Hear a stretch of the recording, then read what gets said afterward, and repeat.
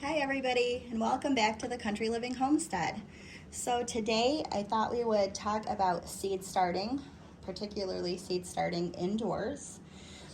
And you're probably wondering, if you're a new gardener or if you're living in a new area, which seeds you should be starting indoors and how early you need to start those seeds.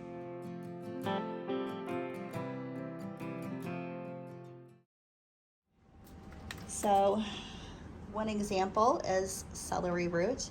This takes about 12 weeks to get started, and since our last frost date here is about the middle of May, that gives us about 12 weeks right now. So I'm going to be starting that today. I like to start my onions early, and I will be doing two varieties this year. I'm going to be doing Patterson yellow onions and red carpet hybrid red onions. I'm selecting these two to plant this year because they have excellent storage life, so that's my main reason. And lastly, well, no, not lastly, also leeks. That takes about 10 to 12 weeks as well, so I'm going to be starting those. And this is asparagus seed. It's still in the little balls, so I'll just crunch that up as I'm sowing them. And these take about 14 weeks, so I'm actually about 2 weeks behind to get these started, but I think we'll still be okay there. So for starting our seeds, we either use the Jiffy seed starting mix or the Burpee seed starting mix. This is the perfect mix to start your seeds. As you can see, there are no big clumps of anything in here, and that's really what you want for seeds, because you don't want a seed getting stuck under a big chunk of something and not being able to germinate. Now, I've heard of some people saying these bags are expensive in their area, and so they're making their own potting soil this year.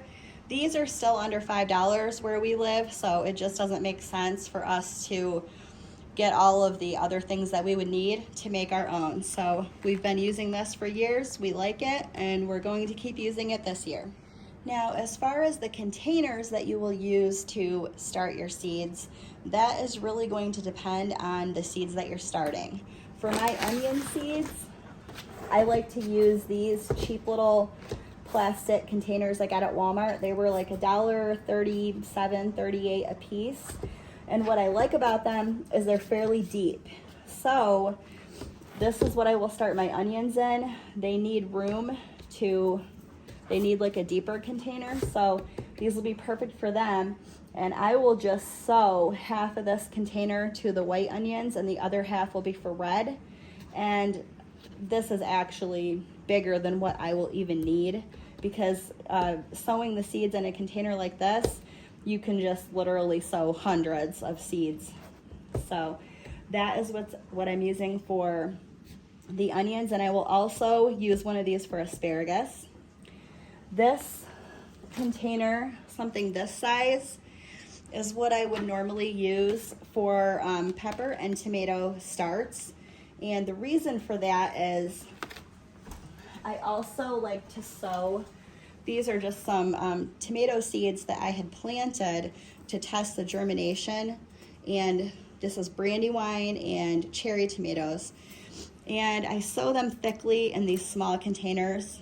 And as soon as they have their first true leaves, at that point, I will plant them and transplant them into a solo cup.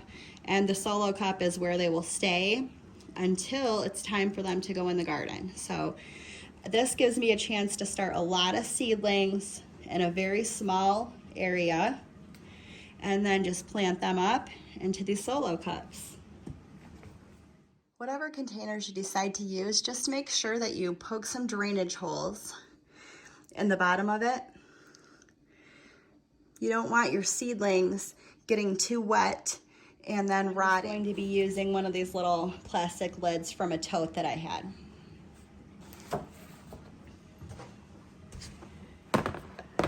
All right, so I'm gonna some soil, or some seed starting mix, I should say.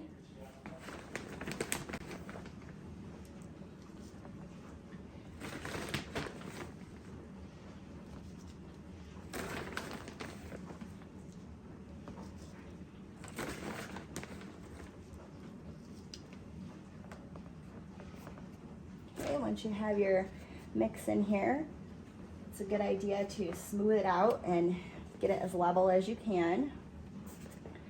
I pat it down just a little bit. I don't want to really compact it a whole lot.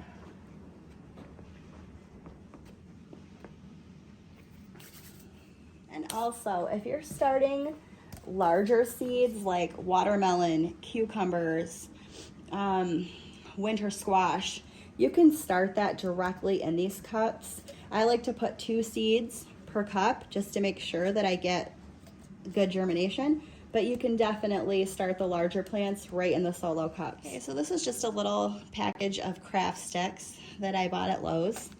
I'm going to put one roughly in the middle, just so I have my 2 sides separated and I can tell where the red onions stop and the white onions will be starting. Okay, so first I'm going to sow the red onions.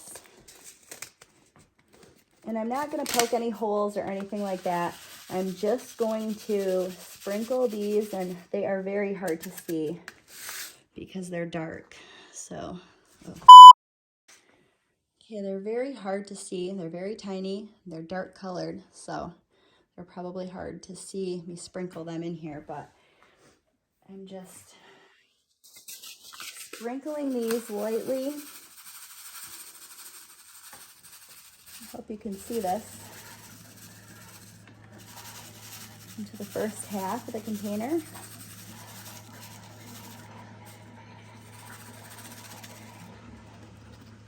Okay, I used the whole packet, and that had 250 seeds in it, I believe. And now I'm going to do the yellow onions.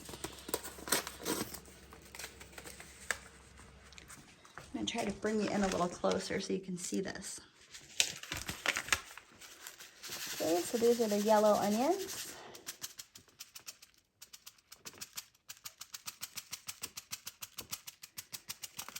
And I'm just sprinkling them around.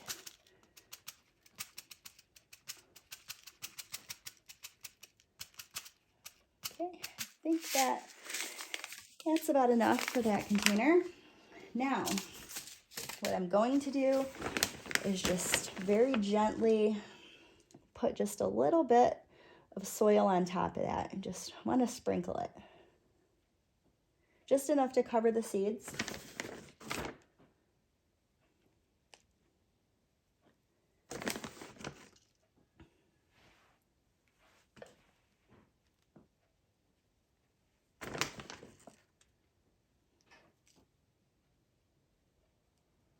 All right, now that I have the onion seeds covered, I'm just going to gently pat this down so the seeds are making good contact with the soil.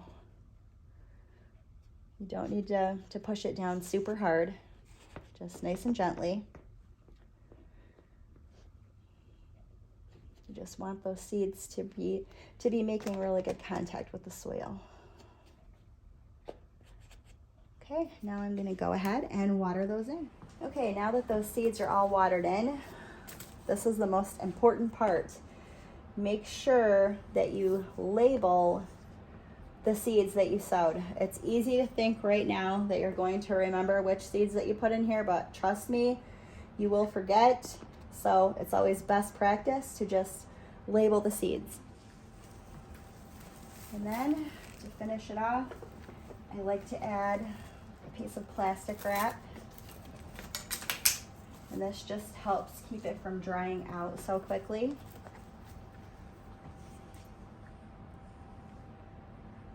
Okay, I just decided to make these sticks a little bit shorter so the plastic wrap would fit on here better.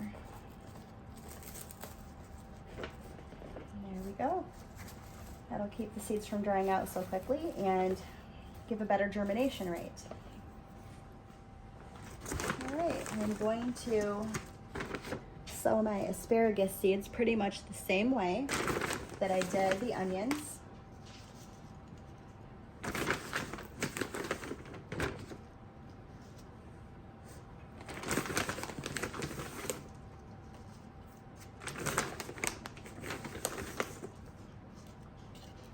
Once again, I'm going to level it out,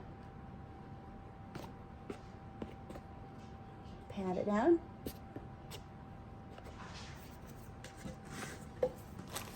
Now, I was gifted these seeds, and the gentleman that gave them to me told me to just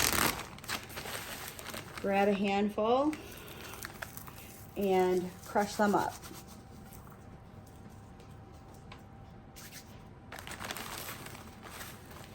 And that's the easiest way to do it. So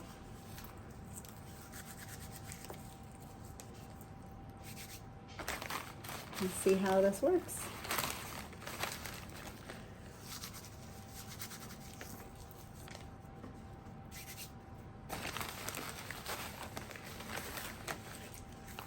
Kind of hard to tell how thick you're sewing them with this method, but we'll give it a try.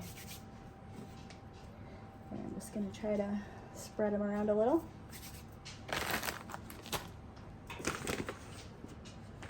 And I believe those are Mary Washington asparagus, if I remember correctly.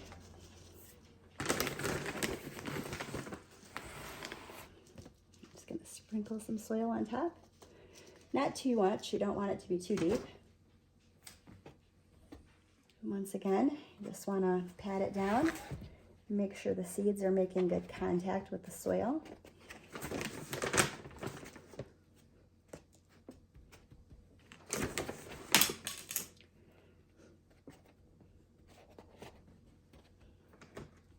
There we go. And I'm just going to water that in.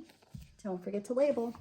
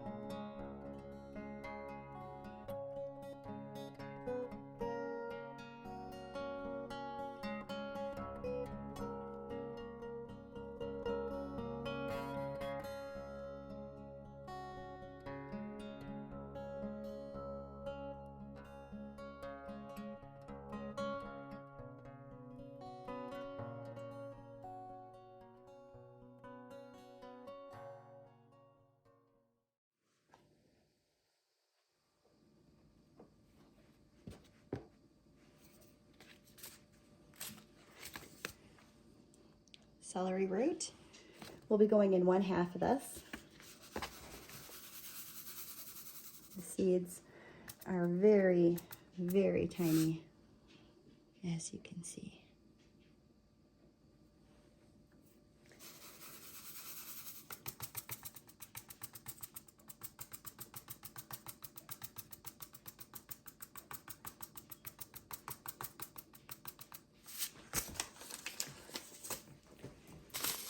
And the other half, King Richard leeks.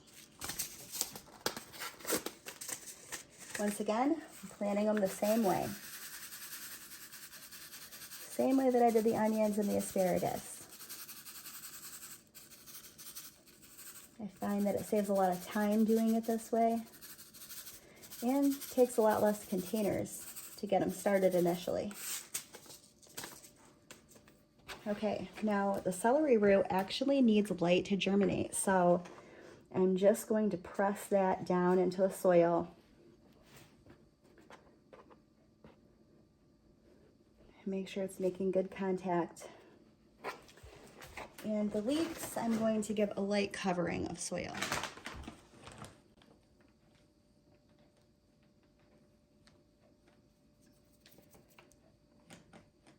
All right, that should do it.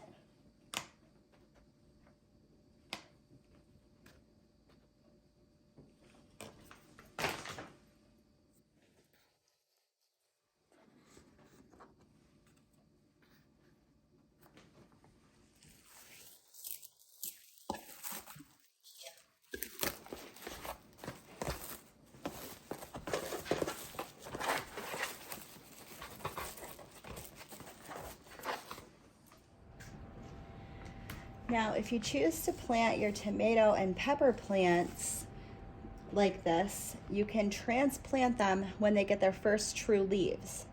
So once they have their first true leaves, then they're ready for the solo cups.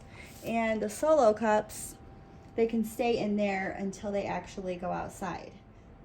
The leeks and onion and the asparagus that I planted in these larger white containers, they will actually stay in those containers until they're ready to go out into the garden. And when it's time to transplant these, it's actually very easy to do. You just, obviously they're not ready yet, but you would just grab a couple out, tease the roots apart very gently, and you would plant each one in their own individual cup. Once your seedlings germinate, and these actually just germinated yesterday, you will want to get them under a grow light very quickly, because if you don't, they will get leggy. As you can see, these have only been out from under the grow light for maybe 30 or 40 minutes, and they're already starting to bend toward my window. So I'm gonna need to get those back under the grow light fairly quickly. Window light alone is typically not enough to stop your seedlings from going leggy. And once they do get leggy, they get a really long stem and they become pretty weak. Another thing that can help when you have these under the grow lights is to set a fan on a very low speed nearby. It will provide some breeze over these seedlings, and it will make the stems even stronger. So another important thing to consider when you're starting your seedlings is how many plants you actually need to grow. And this is really going to depend on your intentions for your garden. Do you just want to eat vegetables during the spring and summer and just have fresh produce during that time? Do you plan to plant enough produce to preserve? Or maybe you want to plant enough to preserve. Maybe you're trying to grow enough food for the whole year. My advice would be to plant 3 to 4 times what you think you're actually going to need for your family. And the reason I say this is some of your plants are going to fail. Insects will get some of your plants. Birds are famous, at least in our area, for pulling seedlings right out of the ground as soon as you plant them. So definitely things like that are going to happen. Things are going to go wrong in your garden with your seedlings. So if you have 3 to 4 times what you think your family's going to use, then that's a pretty safe bet. And if you have more, you can always share it with friends, family, neighbors. I'm sure they would appreciate it. Have a great day, everyone, and thanks for joining us on the homestead. Please like, comment, and subscribe.